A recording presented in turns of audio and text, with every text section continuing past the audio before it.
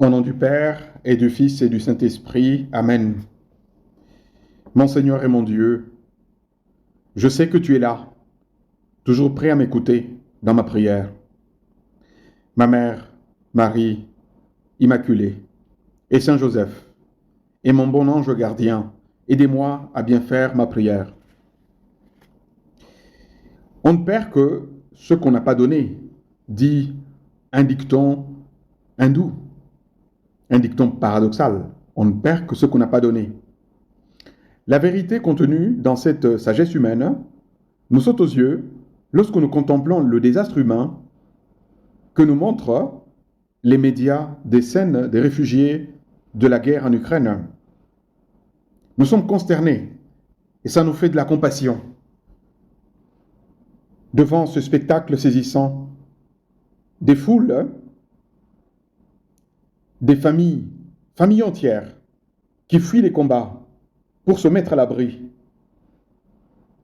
en abandonnant derrière garde-robe, électroménager, maison, travail même, ce travail qui leur assurait la subsistance. Ils s'en vont chercher refuge ailleurs en attendant que ça se calme.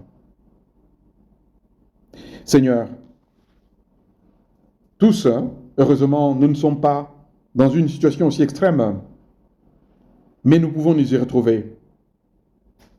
Et nous profitons de ce moment pour prier pour ces pauvres personnes qui se retrouvent dans une situation de précarité subitement. Mais Seigneur, grâce à ce temps de carême, tu nous invites à vivre le partage fraternel, un signe inéquivoque de conversion à Dieu et d'amour du prochain. L'évangile du jour, précisément, reprend les paroles du Christ roi au jugement dernier. J'en reprends juste quelques-uns. Alors le roi dira à ceux qui seront à sa droite, « Venez les bénis de mon Père, recevez en héritage le royaume préparé pour vous depuis la création du monde. Car j'avais faim et vous m'avez donné à manger, j'avais soif et vous m'avez donné à boire, j'étais un étranger et vous m'avez accueilli, j'étais nu et vous m'avez habillé, j'étais malade et vous m'avez visité, j'étais en prison et vous êtes venus jusqu'à moi. » Alors les justes lui répondront, « Seigneur, quand est-ce que nous t'avons vu? Tu avais donc faim et nous t'avons nourri, tu avais soif et nous t'avons donné à boire, tu étais un étranger et nous t'avons accueilli, tu étais nu et nous t'avons habillé, tu étais malade ou en prison. Quand sommes-nous venus jusqu'à toi? » Et le roi dira, et le roi leur répondra, « Amen, je vous le dis, chaque fois que vous l'avez fait à l'un de ces petits qui sont mes frères, c'est à moi que vous l'avez fait. » L'évangile continue, mais je m'arrête là. Le Seigneur nous dit, « Quand vous l'avez fait à l'un de ces petits, c'est à moi que vous l'avez fait. » Seigneur, tu m'invites donc à faire de ma vie un immense moment de partage. Car je le comprends, cette attitude ne peut pas se limiter uniquement au carême. Elle doit en un certain sens caractériser toute ma vie. Aide-moi, ô Jésus, à savoir me faire tout à tous. Apprends-moi la compassion, la miséricorde, l'empathie, pour deviner les vrais besoins de ceux qui m'entourent et y subvenir dans la mesure de mes moyens.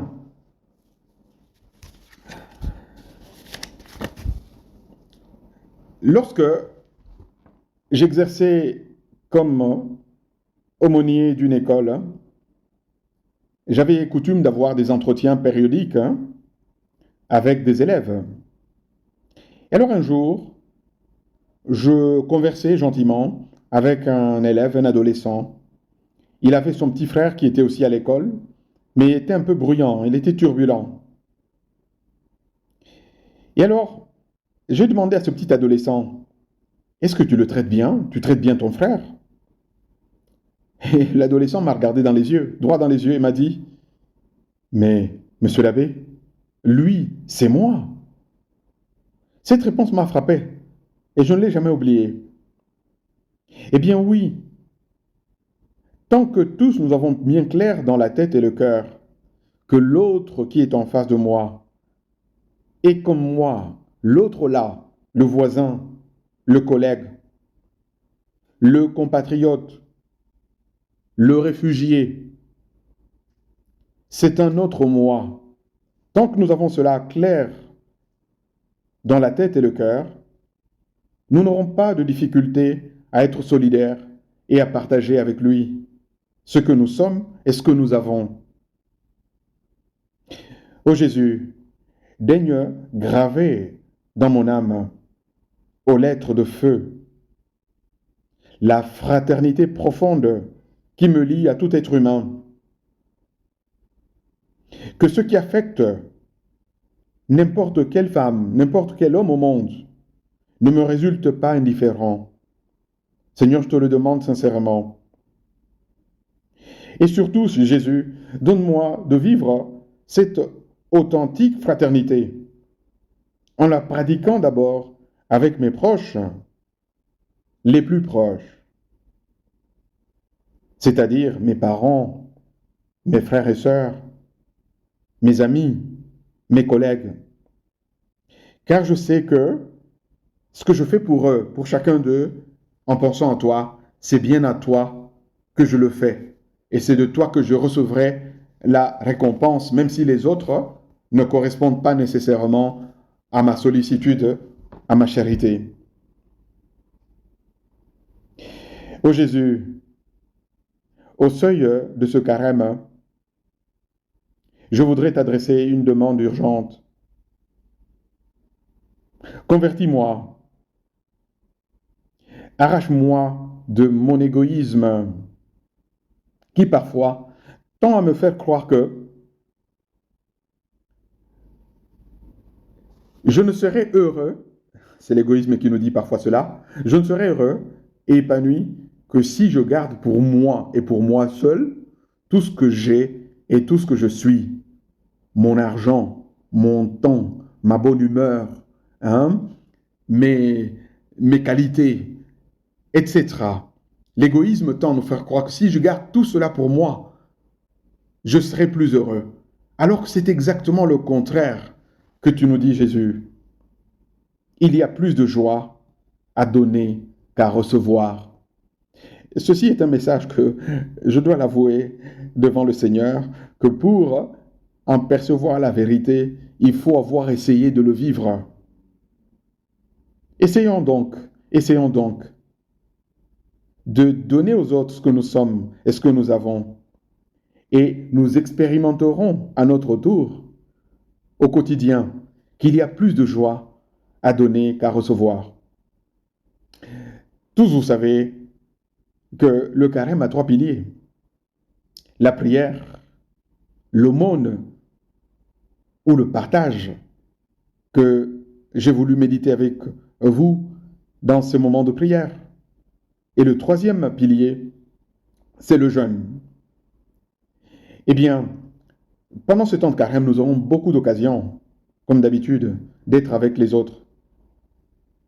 Donne-nous, Seigneur, donne-nous, Jésus, de savoir nous montrer vraiment fraternels, en nous rappelant que ce que nous faisons pour les autres, que tu appelles l'un de ces plus petits qui sont mes disciples, ce que nous faisons pour eux, c'est à toi personnellement que nous le faisons. Ah, comme j'aimerais vivre en présence de Dieu, pour me rendre compte que ce visage qui est à côté de moi, qui me sourit ou qui est sérieux, que ce visage-là, c'est Jésus. Quand je me décide de le regarder et d'essayer de lui faire partager ce que je suis ou ce que j'ai. Quand tu devras me juger, Seigneur, plus tard, j'espère, dans beaucoup d'années, les années que Dieu voudra, que je reste encore en vie avant d'arriver devant lui et de me présenter à son jugement. Quand tu devras me juger, ô Jésus, que j'ai la joie de pouvoir te dire sincèrement que j'ai essayé, ma vie durant, d'être solidaire, de partager, de me donner aux autres. Ainsi, nous voyons que cette expression de la sagesse hindoue, on ne perd que ce qu'on n'a pas donné, est vrai. En tout cas, au jugement dernier, ce sera vrai. Ce que nous aurons donné aux autres, nous le retrouverons intact et multiplié au centuple par le Seigneur. Parce qu'il est toujours bon payeur. Le Seigneur est un très très bon payeur. Et surtout, nous partagerons sa joie en l'ayant servi dans les autres. Je te dis merci, oh mon Dieu, pour toutes les bonnes inspirations et les petits désirs de m'améliorer que tu as suscités en moi au cours de ce moment de raison. Aide-moi à les vivre. Ma mère Marie, Saint Joseph et toi, mon ange gardien, priez donc pour moi